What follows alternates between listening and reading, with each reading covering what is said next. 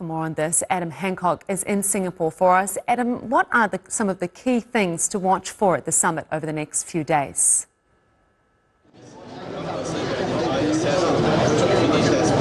Well, all eyes will be on a keynote speech tomorrow morning by Pete Hegseth, the US Defense Secretary.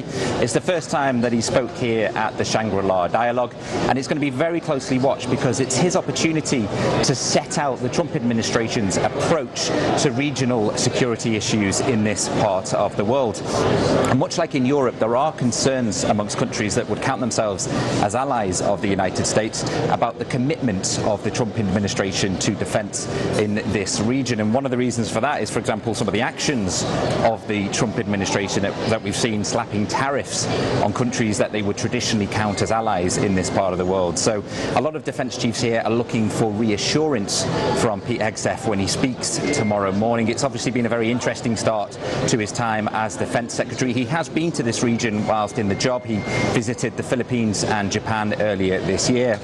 But this really is the first keynote speech of his time in the job, and it will be extremely closely watched. Elsewhere this evening there is a keynote speech by French President Emmanuel Macron. It's the first time that a European leader has delivered the keynote speech at this summit. He's been on a tour of Southeast Asia over the last few days, trying to present France and Europe as a stable partner for countries in this region.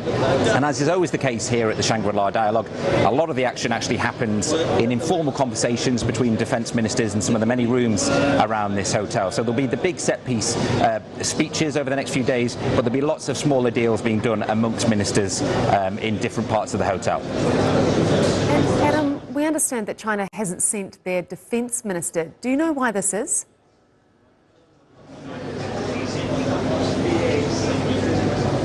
It's the question on everybody's lips this weekend. There was lots of speculation in the build-up that Dong Jun would not be here. Then Beijing confirmed that yesterday. They have sent a delegation to this summit, but it's a much lower level delegation than what they would normally send. And it certainly raised eyebrows given the considerable tensions at the moment between Beijing and Washington. The fact that China's defense minister is not here for the first time since 2019, that Beijing hasn't sent a defense minister here. Admittedly, a few years this was cancelled due to the pandemic. It's not completely inconsistent with China's approach to this summit. In previous years, before 2019, they didn't send defense chiefs, but given the fact that this is one of the rare opportunities when the two top defense officials from the United States and China can sit down and have face-to-face talks, it's certainly been of interest that this won't be happening this year.